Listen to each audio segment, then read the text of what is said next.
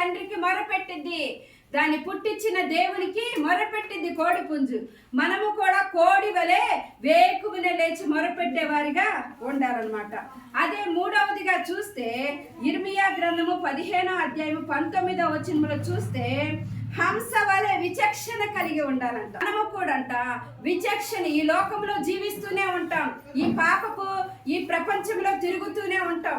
మన జీవన విధాన శైలిని మనము ఎలా ఉండాలంటే హంసలాగా విచక్షణ జ్ఞానము కలిగి జీవించే వారిగా మనము కూడా ఉండాలి. మనకు దేవుడు చక్కటి ఆత్మనిచ్చాడు, వాటికి ఆత్మ లేదు, కానీ అవి చూడండి ఎంతో విచక్షణ జ్ఞానము కలిగిన జంతువుగా ఉంది. కాబట్టి మనము కూడా హంస వలె జ్ఞానము కలిగి ఆ విచక్షణ జ్ఞానముతో జీవించాలి.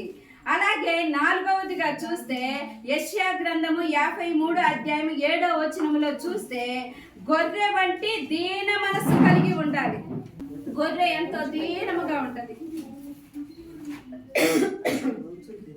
గొర్రె ఎంతగానో దీనముగా ఉండి కసాయివాని ఎదుట మౌనంగా తలదించుకొని దీనత్వాన్ని చూపిస్తాం. అలాగే మనం పూజించే దేవుడు, మనం ప్రార్థించే దేవుడు కూడా ఎంత దీనపరుడు, దీనుడు. యేసు ప్రభు వారు దీనత్వాన్ని చూపిస్తున్నాడు. కాబట్టి మనము కూడా ఆ గొర్రెల కాపరి వలె మనము కూడా దీనత్వముగా మన బిడ్డల కోసం, మన కుటుంబం కోసం, మన సమాజం కోసం, మన సంఘము కోసం మొరపెట్టే బిడ్డలుగా మనము ఉండాలన్నమాట. అలాగే చూస్తే ఐదవదిగా కీర్తనలు 103 5వ వచనము చూస్తే పక్షిరాజు వలె నూతన బలము పొంది పైకి ఎగురుదము అంటున్నాడు.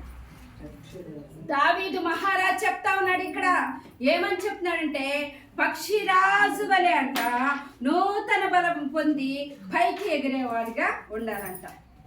యెహోవా కొరకు ఎదురు చూచేవారు నూతన బలము పొందుతారు. దేవుని కొరకు ఎదురు చూచే వారికి నూతన బలము దేవుడు ఇస్తాడనమాట.